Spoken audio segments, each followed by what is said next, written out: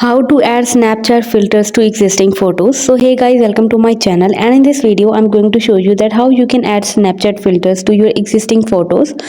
So it's super easy and we will make sure you get it right. You just make sure to watch the complete video carefully to avoid forgetting anything and making mistakes.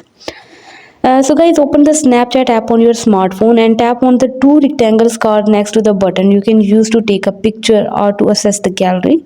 So from there you have to tap right here on the camera roll and you will have to select the picture from there. So let me select this picture, and after that you can see there is no filter added on it, and now you can select the image you want to use a Snapchat filter. After opening the picture you have to tap right here on the pencil icon to edit the picture, and after that you can see that when you will tap your finger on the picture to the left or the right, so you will see that the changes, so you will see that the filter will be changed. So this is how you can easily change the filters of your existing photos. Hope you guys like my video, and please consider showing your support by commenting, liking, sharing and subscribing to my channel for more valuable content in the future.